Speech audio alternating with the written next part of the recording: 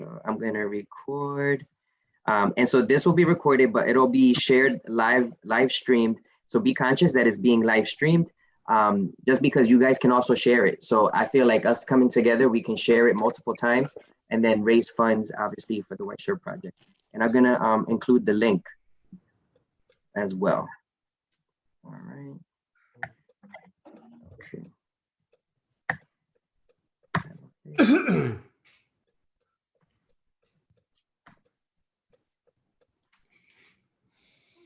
Good to see you, Albert.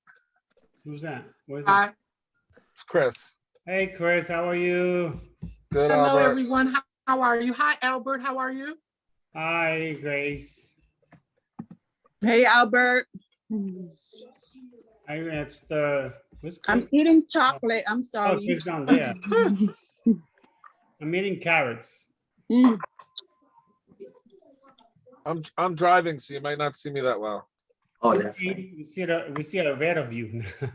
Yeah. I'll be home in a few minutes. I'll be better when I get home. Okay. All right, so I just clicked go live. So for the most part, I think we are almost live. Let me just double check. Okay. Oh, everybody looks so cute. Look at everyone, like the Brady Bunch. All right, so I'm actually gonna mute everyone so that we don't have any interruptions. Let me go here, participants, mute all. Okay, there we go.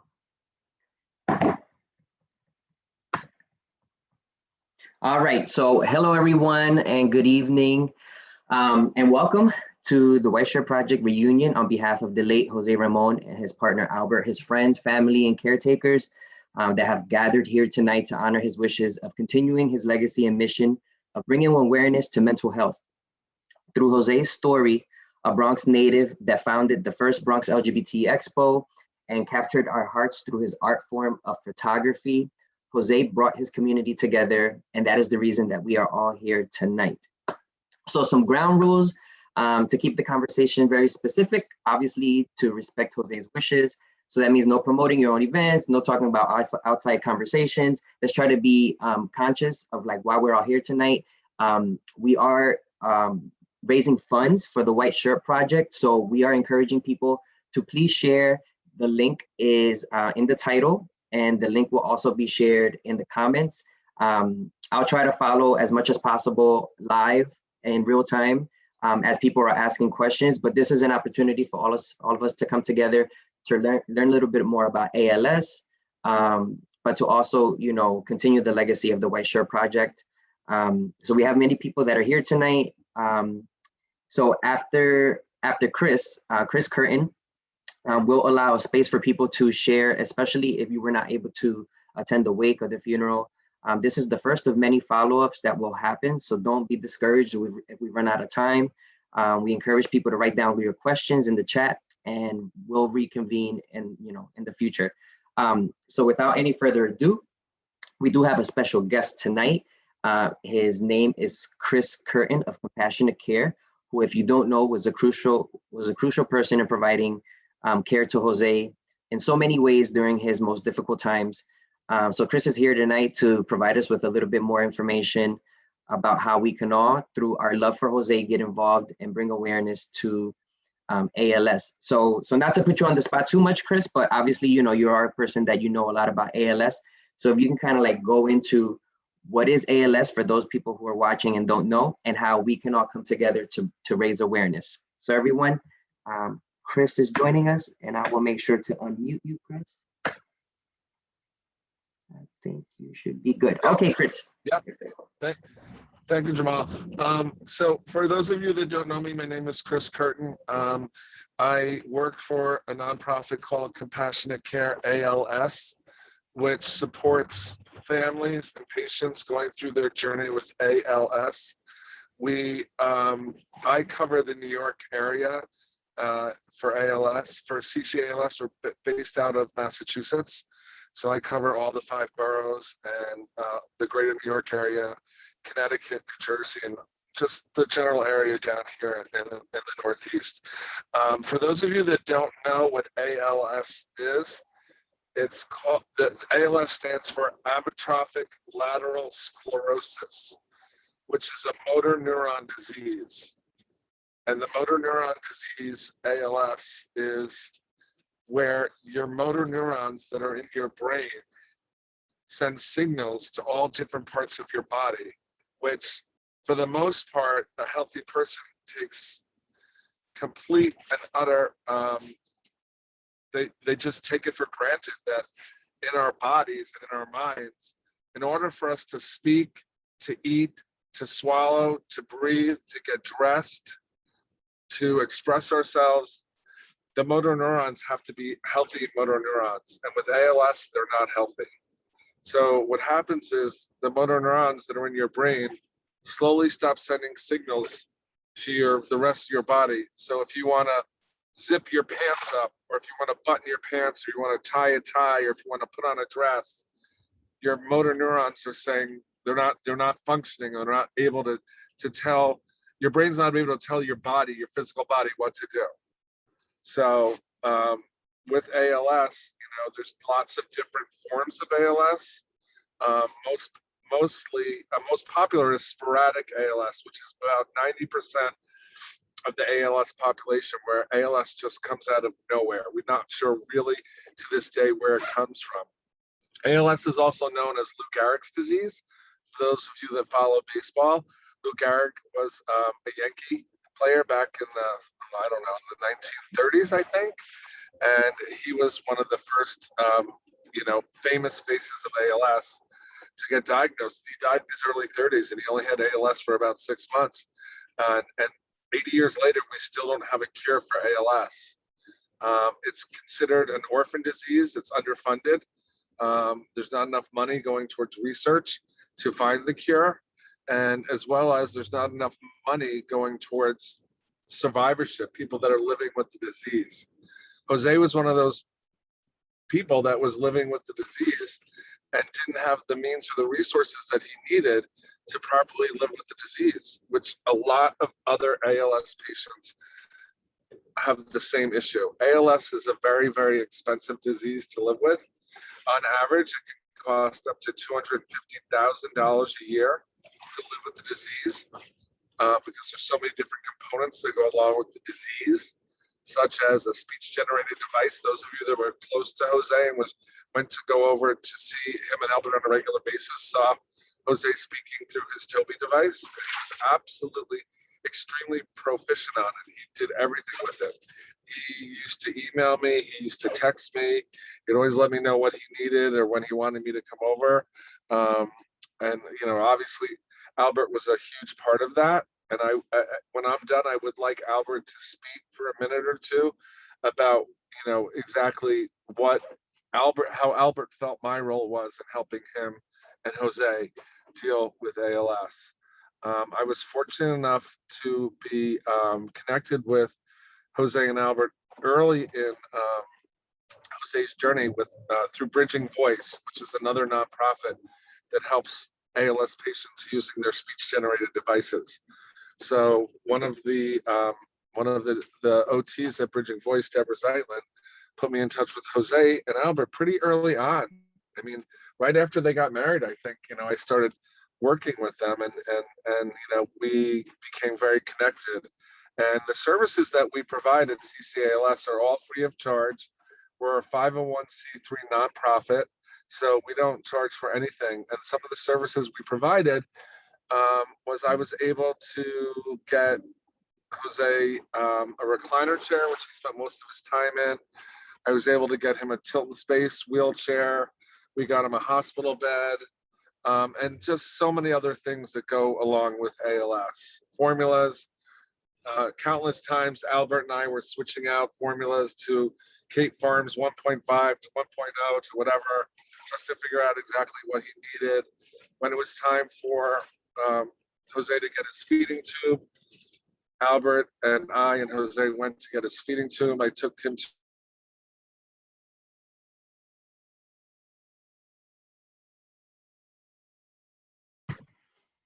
Chris, I think we may have lost the audio.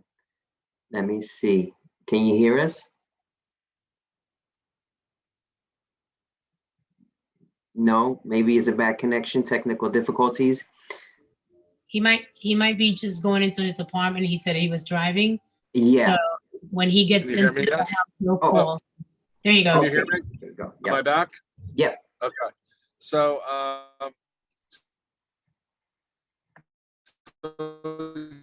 again, you know, Yeah, bad connection. If you want, Chris, we can let you get settled until you recover. It sounds like a robot. It sounds like Joe when he started losing his voice. Oh, I You did know, though. our mission is to do the best possible thing we can do to help. Am I better now? The last thing we heard is that that your mission is to do the best possible thing you can do to help. Yeah, we want everybody with ALS to live their best life. So whatever, you know, whatever I could do to make Jose and Albert's life more meaningful, that's what I tried to do. So I'll turn it over to Albert for a minute. I'd like to get his perspective. Yeah, okay. If Albert's okay with that. I'm okay with it. You know, it was not an easy thing to do, to be like, you know, to take care of Joe. It was No. kind of a little challenging for me, you know, and for himself as well. At first, it was kind of okay. You know, he could feed himself for like a month or two. Then after that, I had to feed him with a spoon. He was still swallowing for a little while. And then after that, you know, it got worse. After that, he had to drink water with a thickener liquid. It's like a liquid that you put the water thick so you can go down easier. Yeah, down. it's called thicket. Thicket, yes. And he still couldn't walk. The good thing that when I got sick with COVID, thank God he was still walking. He picked me up from the floor because I cracked my head open. You guys saw the video, you know, the posting. Imagine he would have been up. I would have been on the floor dead. Because there was a lot of blood on the floor. Albert, what do you think that CCALS and I brought to you and Jose during this journey? Say that again? I don't understand. What do you think, like, when you met me and we all got to know each other, what was your feeling on what CCALS brought to Jose's? He brought me a little bit of what do you call this word?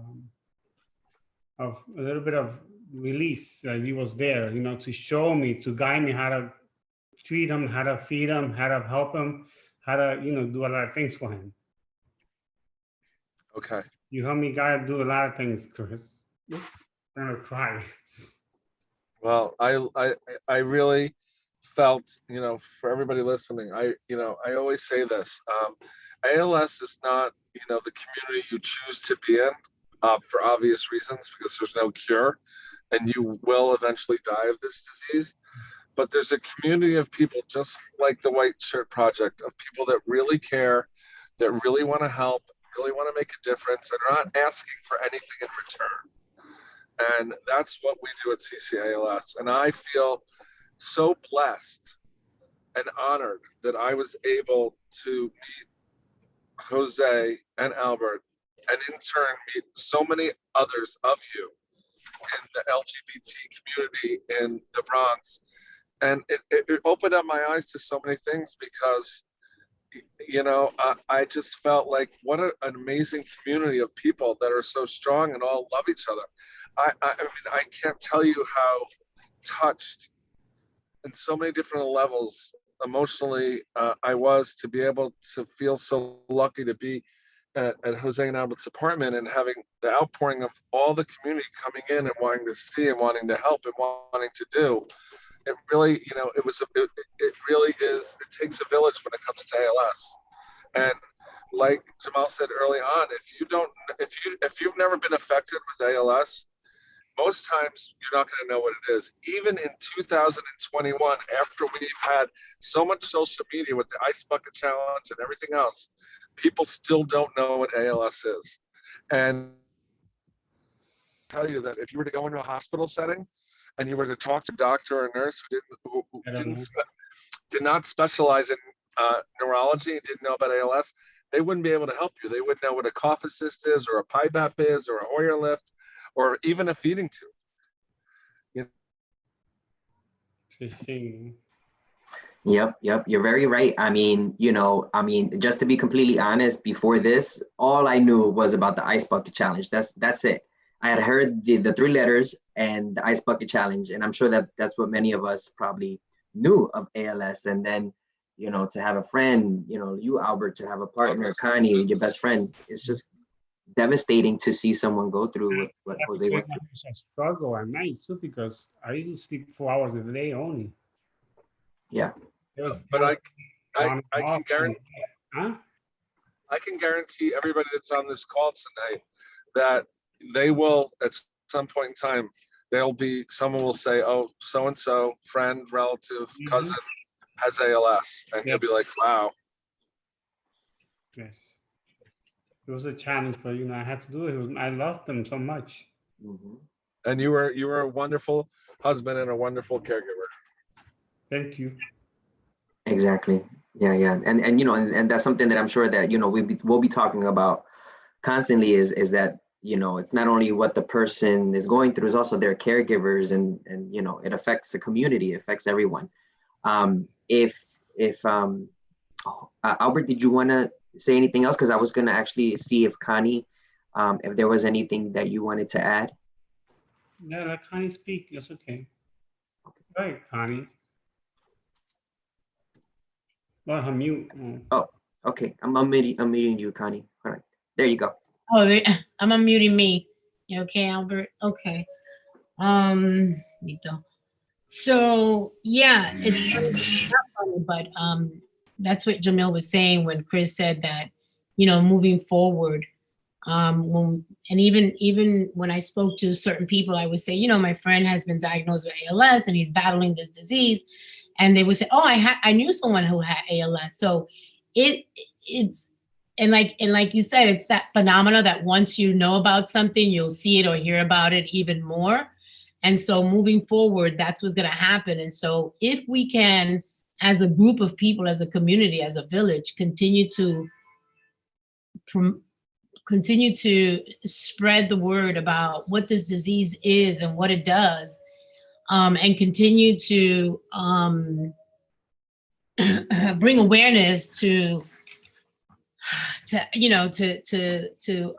larger community about ALS, then we can, start, tipping the scale towards more funding and more research towards, a cure for this disease. I mean, listen, if they can find a vaccine for a world pandemic in a couple of months, why can't they find, you know what I mean? So anyhow, that's just my personal view on that. Don't want to get into any politics, but yes, I think that we as a village, as a people, as a community, we can continue to spread that word. Just to touch upon knowing the fact that, Chris was very instrumental in all those things that he said he did. But in addition to that was the psychological and emotional support for Albert, because Albert was there 24 hours a day, 7 days a week. And towards the end of that journey, I mean, he was literally there 24 hours, 7 days a week, if you know what I mean. He stopped working, and it takes a toll, and I know that knowing Albert for as long as I have, his being able to verbalize, I think that I can honestly speak for him in terms of the impact and the trauma that he has to watch that trajectory of Joey disintegrating literally right in front of his eyes. I would go there as much as I could, and every time I would go, I would see, but I didn't see the trajectory day by day, right? So if I go on a weekly basis, every week I went, there was another deterioration. And some of you guys went to visit, so you know what I'm talking about. And it's hard to see, it was hard to watch. And And of course, you know, the other thing about this disease is that, yes, our friend is gone and it was hard to watch, but, and this is why I asked Jomil, we need to talk, because the rest of the community, everyone else, you know, alongside Albert we're traumatized behind this stuff. You know, it's like we literally seen this man disintegrate right before our eyes with no, you know, I'm a control freak. So I had no control over this thing, you know, and I was in total denial. I mean, even at the funeral, I was like, shit, oh, I hope he just wakes up. So, you know what I'm saying? Like, even when we were there, when Albert knows, when I was there with him and he left, it was like, you know, any minute he's going to get up. I know he is. Any minute he's going to get up. He's going to be all right. He's going to be all right. And to this day, I'm still in denial. You know, it's just a shocker that this disease did this to this kid. So anyhow, I just think that all of us have been impacted and affected by this disease and the emotional component behind it. And it's not just going to be, you know, I don't think that one meeting is not enough. You know, it's a whole community of people that he impacted. So I just wanted to put that out there, Jomil. Should I go into some of the plans, or how do you want to? Yeah. So I just wanted to just remind people, I guess, like why we're all here tonight. So, you know, a little bit about raising awareness about ALS to raise funds for the White Shirt Project. If anybody's joining, you know, please donate. The link is attached to the title of this. And so, yeah, Connie, maybe if you can go into like some of like the next steps. And I also wanted to mention that I wanted to give everybody who's, you know, like has a little box here tonight, you know, if you wanted to share a few words, you will get some time to just, you know, just talk and share a few words. And just to be respectful of time, it's about 8:34, but you know, we're gonna try to go into like about 9 o'clock. But yeah, but if you'll go ahead, Connie, if you want to go into the next steps. So the last conversations that Joey and I had were very limited, obviously, because he was on, you know, talking via the machine. But okay, so the plans for the prints that those prints are like gold right now. Those things are like, you know, they're gold, and they're hanging up right now in the Gay Center. And conversation with Joey was about the funds that we're raising is half for the, not just ALS, but compassionate care ALS, wherever Chris is at. That was his wish. So it's not just the ALS Foundation or any other ALS Foundation, is where Chris is at. So Chris is with Compassionate Care ALS. Half of the proceeds will go to that. And the other half of the proceeds of what we raise will go directly to the management of the White Shirt Project. What does that mean? That means that the conversation, Charles is on here and he's listening, that he was there. One of the last conversations I had with Joey was that we want the prints to live somewhere. So Charles has 2 things in mind, possibly 3, where they're probably either conversations that he's having with either the archives at the Hostess Community College or the archives at the Bronx Museum. And there's one other possibility that I just don't want to mention right now, because I'm hoping one of those 2 will come forth. And with the understanding, and hopefully that if we wanted to take the prints out of there for an exhibition, that we can do that. So that's what we're working on right now. The other thing is that, so they will remain at the Gay Center until we have a home for them in one of these 2 archives. And so that's for that right now. The other thing that Joey was working on that he had recently started was the LGBT Expo. So we're looking at doing the LGBT Expo for June 25th or the 30th. So right now we're looking for a place. We don't know how that's going to pan out because of the pandemic and stuff like that. And we don't know how many people will participate, but it's a health fair and it's for mental health. So it's specifically LGBT mental health / ALS, because I don't know if you guys saw the video that Joey and I did before, that we were talking about the LGBT Expo and how we wanted to incorporate ALS this year in addition to the mental health. So we're incorporating ALS on there as well. So we want sponsors and vendors to join us that day. So the invitation will go out for individuals who want to table the event and who want to contribute to that particular funding that you have going on live. So that's the LGBT Expo. In addition to that, we're looking at an annual gala, if you will, for the White Shirt Project. And so that will be for next year, March of next year. And it'll be a gala where we'll have every single person that's on the White Shirt Project thread. All you guys have and brought a talent, whatever that talent is. You know, we have entertainers, we have singers, we have, you know, poets, we have all kinds of leaders. So, you know, artists. So in that gala, we want to exhibit all the White Shirt Project models' talents, if you will. That would be the first gala, and then we'll see what we do from there on in. And part of that, the proceeds, again, once again, for the White Shirt Project, and again, for wherever Chris is with Compassionate Care ALS. And we're looking at establishing a foundation on the name, of course, the White Shirt Project / Joey Ramon's foundation to assist youth, LGBT youth who are interested in becoming photographers. So that's one thing that we're working on. And yeah, so that's long term, right? But I just wanted to give you guys a heads up on that.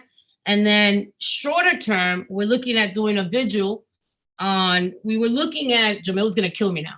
We were looking at doing it on April 14, but I think it's too soon and the weather may not be in, you know, so we might move it to May 14th, which is on a Friday, and hopefully on May it'll be a little bit better.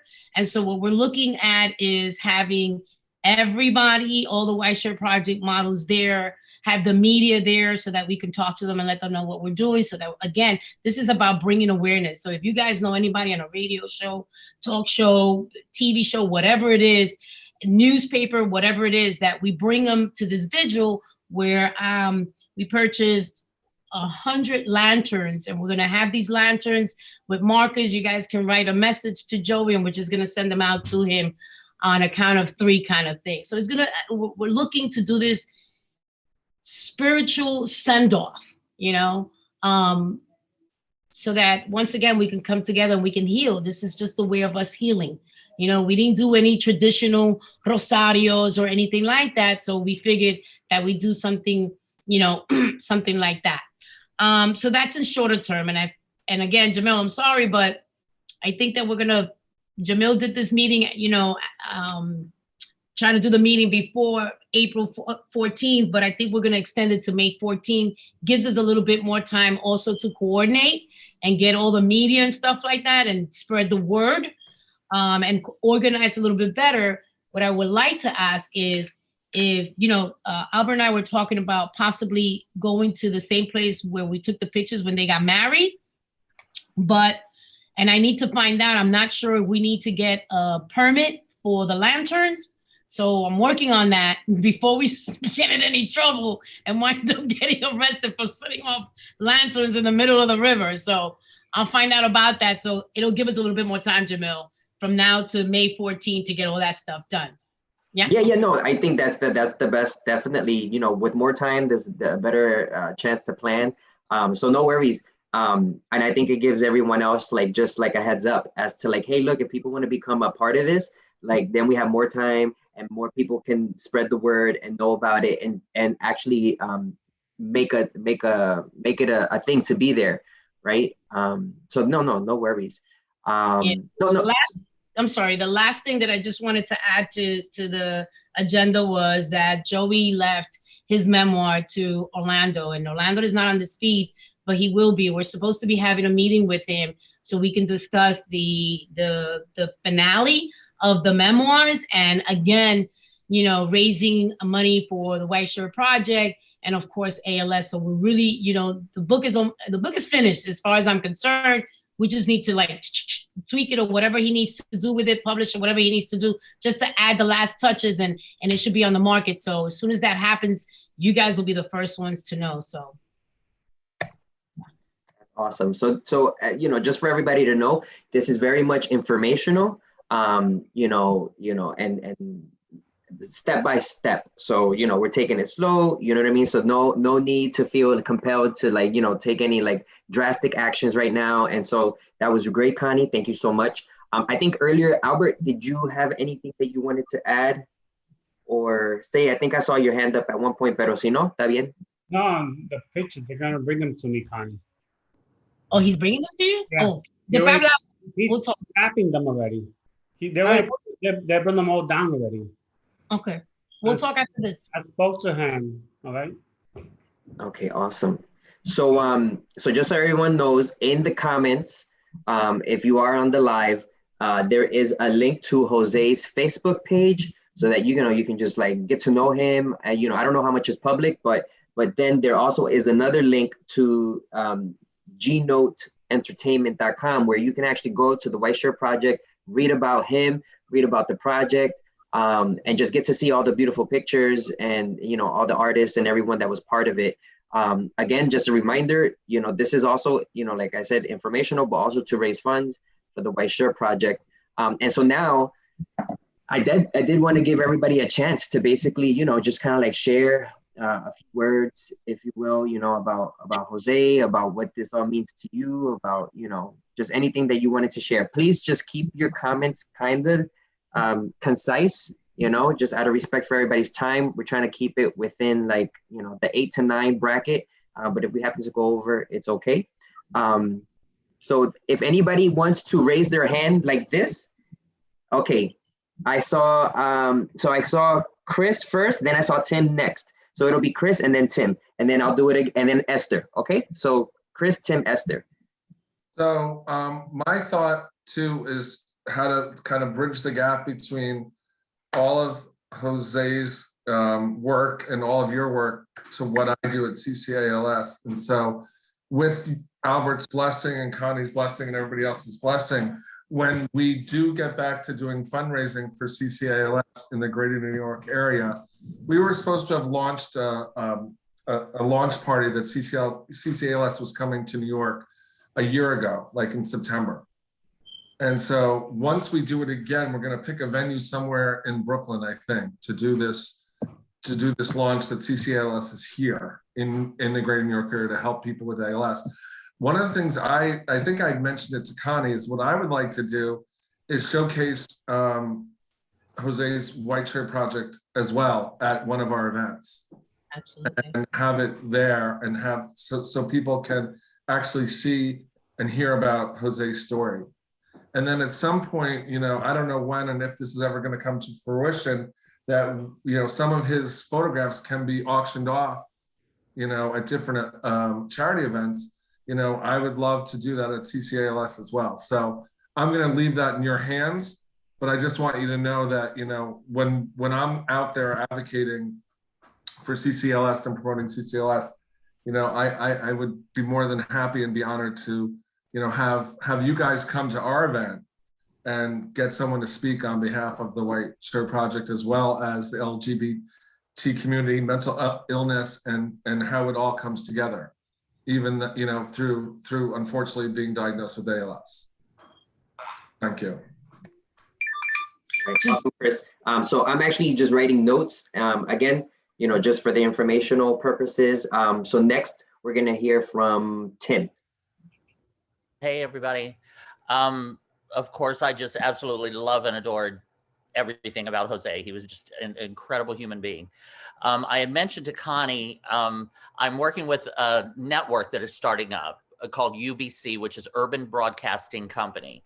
And they're planning a national launch in the coming weeks, in the next few weeks. But one idea I had as far as a special or maybe a series was to feature the White Shirt Project, maybe having like the picture and then whoever the model is talk about that experience, talk about Jose and the White Shirt Project and so on. That's something that is just in the atmosphere right now, that we're just in talking stages, but it's a definite direction for some hopefully national exposure coming up.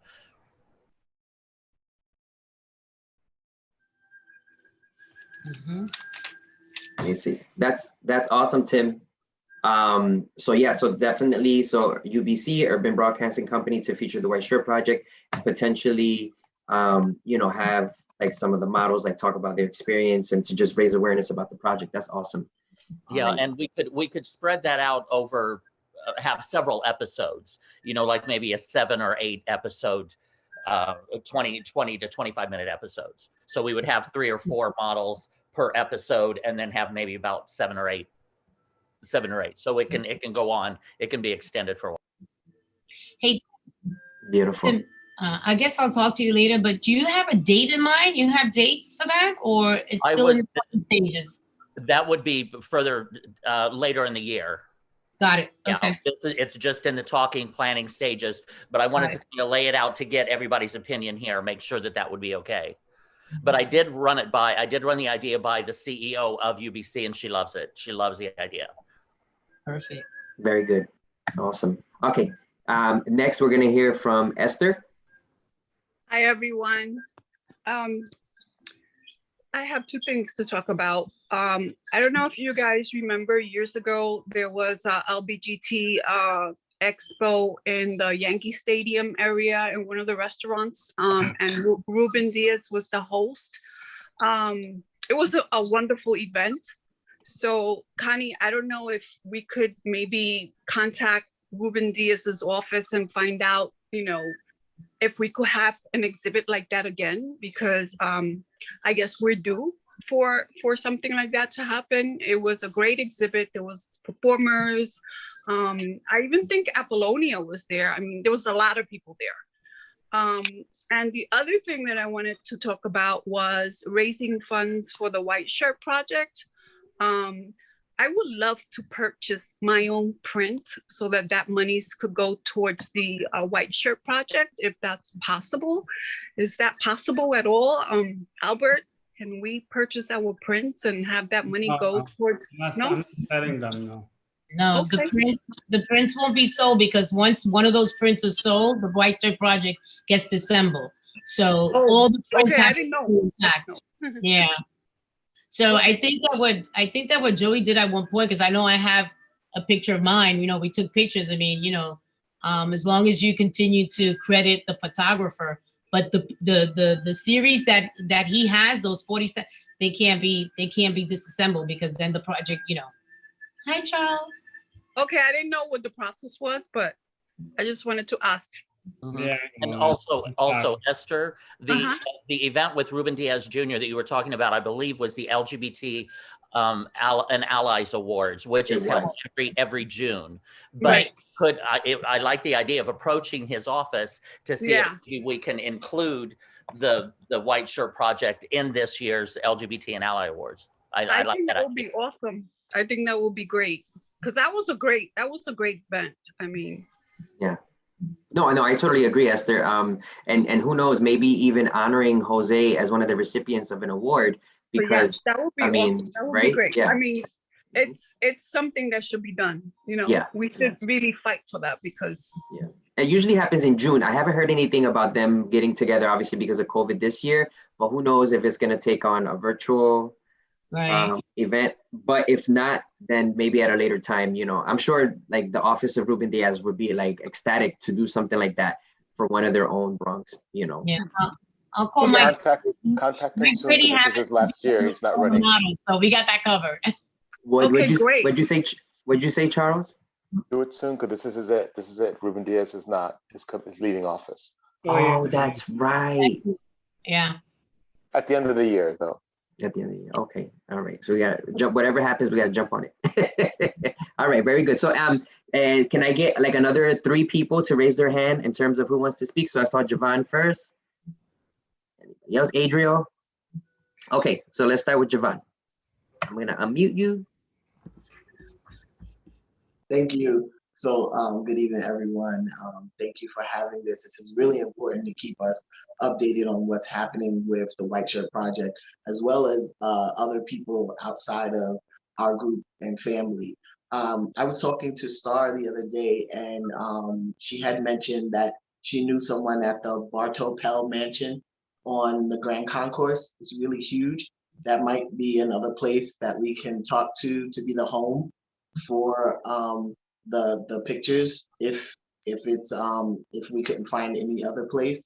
Also, I wasn't able to attend the services because I moved out of state, but I'm so thankful for Star for sending me the obituary and the prayer card, and I appreciate her for doing that because I am one of the ones that didn't get to see Jose prior to moving. I tried, but the timing didn't work in my favor. But I've been doing as much as I can to push forward the White Shirt Project. And if anyone needs my assistance, I am here to do whatever is needed in the background to push this project forward, however we need to, as well as pushing the donation links. Princess Janae Place donated as much as we could, and we will continue to support this project. And I just thank everyone for coming together and keeping this going in Jose's honor. ALS is really important, and we have to work together to find a cure for ALS. And I'm sure we can do it because you see, we came up with a regimen for HIV and AIDS. There has to be something there for ALS. There has to be something. So thank you all for your time. I appreciate it. Thank you, Jomil. All right, thank you, Javon. Thank you so much. And next we're gonna hear from Adriel, and then Antoine's next.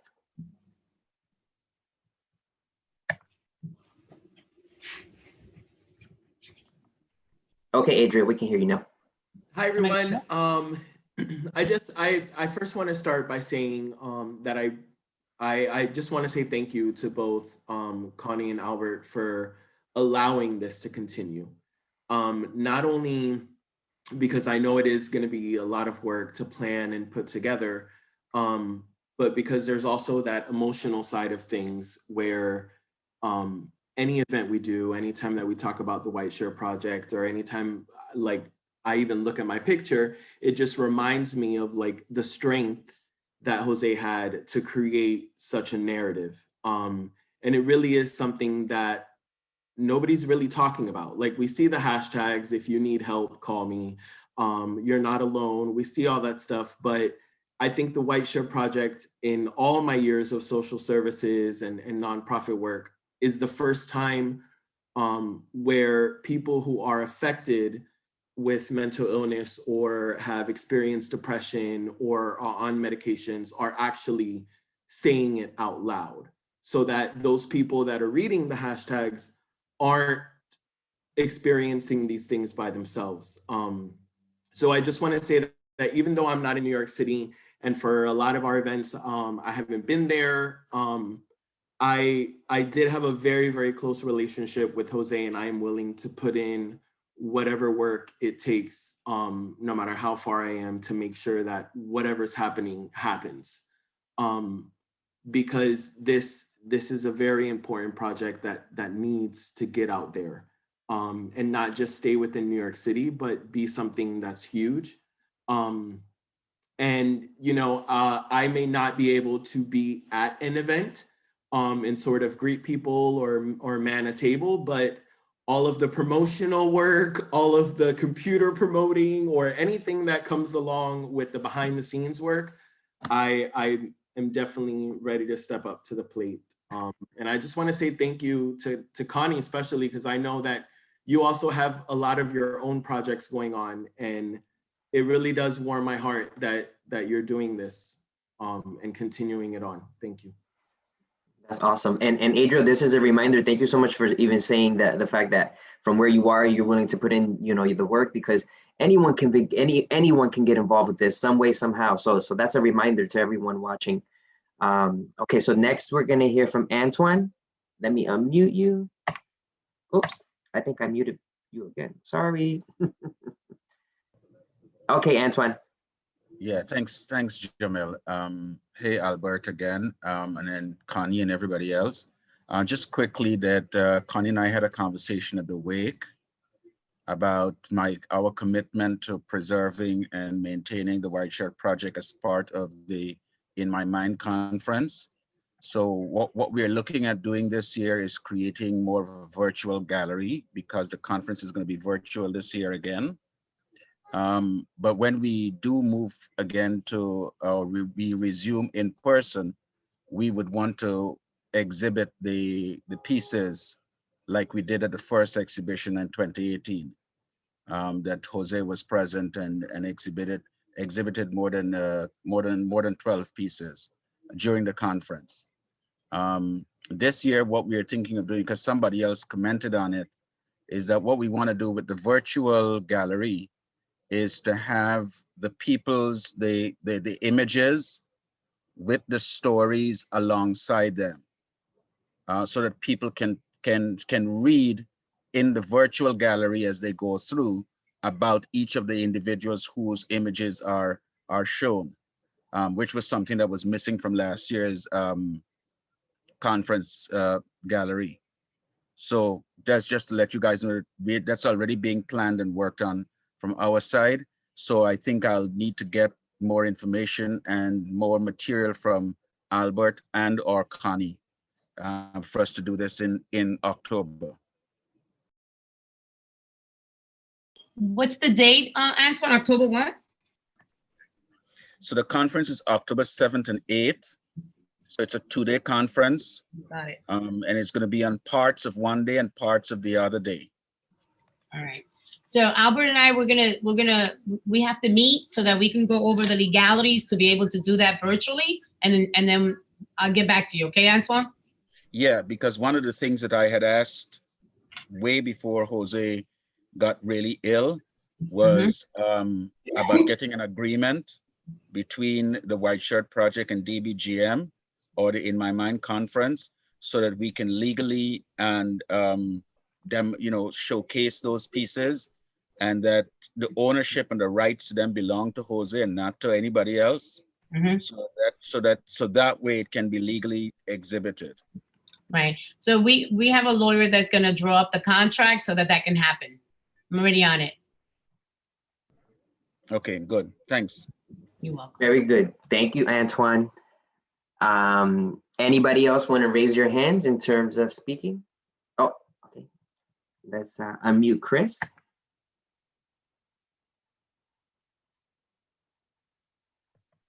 Okay, Chris. So one thing that just came to mind that I want to share with you guys while we're talking about, all this advocacy and getting the word out. One of the big milestones that's happened in 2021 for the ALS community is we're having a national ALS baseball day. I'm not sure if anybody's heard about it yet, but I believe it's going to be on June 2nd or June 4th. So all 30 of the MLB teams have all committed to making June 2nd National ALS Day, Lou Gehrig's Day, at every field across the country. So that day, every baseball game that's going to be played is going to be played in honor of all of those who have gone before us with ALS and all those living with ALS. So I'm not, right now it's all very gray, but there are going to be seats available at Yankee Stadium, depending on COVID and what they're allowing in. So we're trying to get as many ALS connected groups and families to get a ticket to come to the game. And I'm working behind the scenes on that right now. So I will keep you all abreast of how many tickets I can get or how many tickets we might buy to come, and we could get white t-shirts made or something that, talk about the White Shirt Project, mental illness, Jose, and tell his story that day. And there will be huge media coverage, huge. So that's something that's really exciting for our ALS community this year. Awesome. I just have a question. I have a question regarding that. So is it, you said to honor and commemorate, is there a fundraising component to it? Not, Charles, right now there's not exactly, but behind, I'm sure there is, but it's not going to be for like the ALS Association or anything like that. It's going to be, I think, for CCALS, for other ALS organizations. But that's a really excellent question, and I don't have I will have more information on that going forward. So if, you know, Charles, I don't know, I don't have your, I gave you my card, I think, maybe. I don't have your contact information. So if you send it to me, you and I can be offline and keep in touch about that. But just continuing on with that, if the Yankee, or is it Yankees or Mets? The Yankees? Well, Lou Gehrig was a Yankee player. Yeah. Yeah. So if we could get like the Yankees to maybe give the White Shirt Project a little bit of time because a fellow Bronx passed away this year. That would be incredible. So well, it's really gonna. It's not just Yankees. It's Major League Baseball. They're taking it right. on. Right, but I'm thinking the Yankees, the Bronx. Yeah, of course. Yes. Jose, yeah, that would be it. For sure. Yeah, Tim, for sure. Mm-hmm. Very good, very good. So many great ideas. Anybody else that wanted to share any ideas, just words about Jose, anything? I know that so many people here have, you know, have like really come together. Everyone does so much great work in the Bronx already. You know, and it's so beautiful to see like so many people like in their individual rights coming together for like one cause. So that's like beautiful. But yeah, did anyone else want to raise their hands? Can you hear me? Yes, Connie, God bless you. I hear somebody sneezing. Is that Albert? Me, but That's Albert. I just wanted to say, Jomil, thank you for hosting this meeting. I don't know why or how you, some way, somehow you've become the host of these meetings, and moving forward, I will be definitely going to. Let me tell you, I'm just happy But I've learned Zoom. Yeah. No, I've gotten pretty savvy and I know how to maneuver Zoom and moderate. Yeah. So yes, so definitely. I'm your community moderator. I just wanted to say that. You know, with that note, shout out to Jamal. We might need more of these, Jomil, because I know there's a lot of people that couldn't tune in, and a lot of people that I know that want to say things, and I think that an hour is not enough. But and we're just healing, you know, we're still in mourning. So but thank you. I wanted to say that to you. Thank you so much. No, of course. I think Grace had her hand up. Hi everyone. Hi Connie. Hi Albert. I didn't have a Can you hear me? Because I'm like 1 second behind on my computer, but you all can hear me clearly, right? Yes. Okay. I didn't know Albert and Jose in a personal way. I met Jose through the work that I do and affiliations with others who are on the White Shirt Project. My contribution will be, as I would hope that most of us would be, is that will be providing information to get our agenda out there. I have numerous funders who will be able to assist, and I will give them upon whoever I'm supposed to give them to. And that's all I can say right now. I'm so sorry I wasn't able to attend the wake, but again, I don't have a personal relationship like a lot of you all have. Maybe years to come we will gather so. But I just wanted to just show up and give my support. Being a service provider here in this city has been and continues to be one of the most productive things that I've done in my life. I continue to look out and serve this community in any form that in which I can. So being a part of the White Shirt Project has just been an addition to what we all do, and that's save each other. That's through information and everything else we do. So I just really wanted to just say hello to everyone, and I have to go. I have some things I have to do tonight. I would not have wanted to just leave without saying something. I see that we are doing a lot of stuff in the coming year about the White Shirt Project, and I hope to be along right there with you all. Until then, any meetings, you need to let me know. I'll be there. Thank you all. All right, thank you, Grace. Thank you so much for that. I think we had somebody join. If anybody else wants to say a few words. I'll just say, it's great to see everybody. I mean, I think what Connie said was true, that we are, you know, we're grieving and we're, you know, kind of grappling with all of this, but I think it's great that Jose gave us a way to do it, right? And the White Shirt Project is one of the ways that we can come together and work and share, keep his legacy alive, but also for us to all stay connected as well. So I just wanted to say that, and I'll be working with Connie and Albert, working with them. My bandwidth is narrow, so I will give them, I will work with them. And Jomil, I also want to say that I totally appreciate how you have brought us all together, and you do it so eloquently with such organization, and it's just admirable. No, thank you. Thank you so much. No, mira, I mean, just like all of us are saying, if there's any little small part that we can do to kind of like make it all work together, this is the beauty of like Jose's legacy, that literally through him bringing us all together, look at how we're all working together. It's beautiful. It's amazing, and it's like so heartwarming that this is like the type of stuff that we talk about on a daily basis. Oh, the community needs to work together. Well, finally, even though we're part of so many different things, it's like finally we're working together, it's out of something sad, something really positive and beautiful came. So, definitely got to appreciate that. Jose's so yes. Smiling down. Amen. Yes, he is smiling today. We're gonna feel some chills later because he's gonna be running through our bodies. So I guess, on that note, out of respect for everyone's time, thank you so much, everyone, for joining tonight. This is the first of many events and activities that are going to be happening. And so we have a lot of good ideas to work with. So Jose, and look, I'm thinking about Jose. So Albert and Connie, I will share the notes with you guys so that you can do like some next steps. And then, we've got Zoom, thank God that we can all come together virtually. And maybe, this will be the way that we communicate until further notice. And just may everyone just, be blessed. And thank you for joining tonight. Hi, everyone. Have a good Well, thanks, everybody. Thank you. Good night, everybody. Thank Take care. Bye, guys. Thank you. Albert, te llamo ahorita. Bye.